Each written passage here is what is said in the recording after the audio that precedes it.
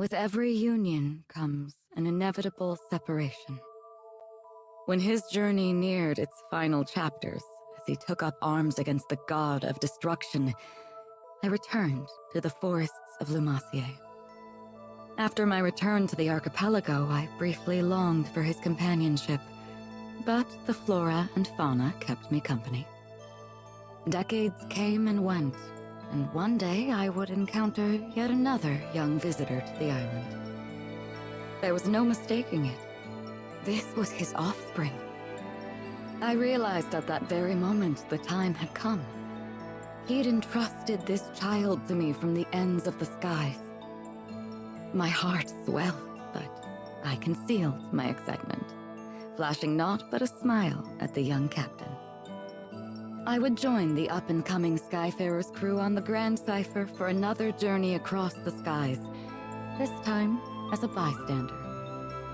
During their travels, they would experience joys and triumphs alongside loss and hardship. I continued to observe from afar, doing my best to obscure my true intentions. My roots were well planted in the past. Knowing what I knew, would I be able to act as a part of their crew in earnest? Before long, my ambivalence would come to a head. My convictions had begun to waver.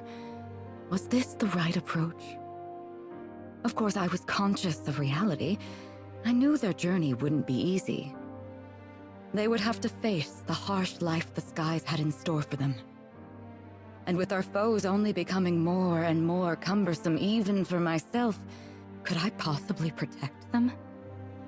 My presence on the Grand Cipher was inconsequential, and at worst, a hindrance to the crew. I thought if I weren't here, the captain, EO, the entire crew would handle themselves just fine. Perhaps the time had come to retire to the forests once more. But as I was preparing to leave, EO grabbed my hand so sweetly, so innocently, and said she needed me to stay. I couldn't bring myself to abandon her. I would be the bystander no longer.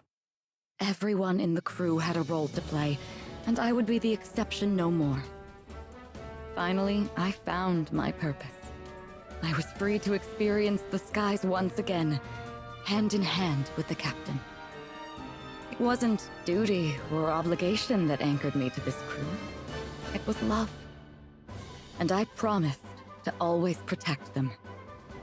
I would leave no regrets in the skies. Thus, our journey continued.